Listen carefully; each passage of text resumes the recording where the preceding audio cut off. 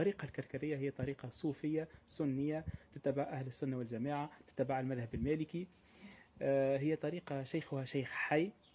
الطريقة هذه تشوف فيها نور ربي سبحانه، نور ربي تشوفه بعينيك الزوز.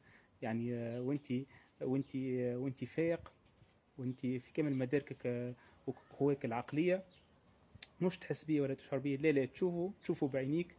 والطريقة هذه الطريقة هذه فيها أكثر من 2 ملايين الحمد لله، كلهم شافوا نور ربي. مكش مضطر انك تسافر للشيخ للمغرب. الشيخ هذا هو حفيد سيدي بالحسن الشاذلي وحفيد رسول الله صلى الله عليه وسلم. مكش مضطر انك تسافر له.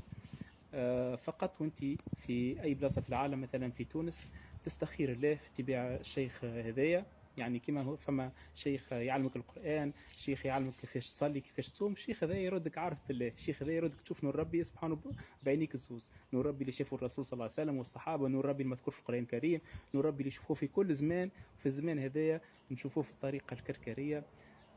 إذا نستخير الله 7 أيام، نقوم بالورد الخاص بالطريقة الكركرية، ورد مبارك للغاية، ورد مأخوذ من القرآن والسنة، وصفة دقيقة للغاية، ورد ما شاء الله تبارك الله من أول مرة تقوم به تحس بطاقة غريبة.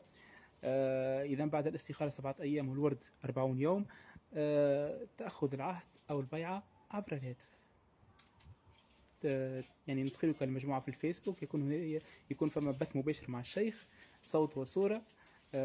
لكن انت ما تحلش لا الكاميرا ولا الميكروفون، يعني تشوف الشيخ وتسمعه وتاخذ العهد عليه. يعني يقرأ عليك الشيخ آية البيعة من سورة الفتح، وتبدأ انت في الاستغفار، في اللحظة ذيك تشوف نور الله. هذا هو ببساطة.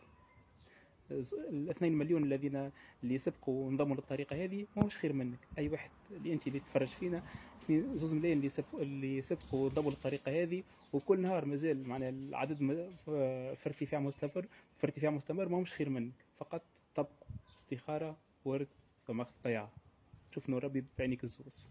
السلام عليكم.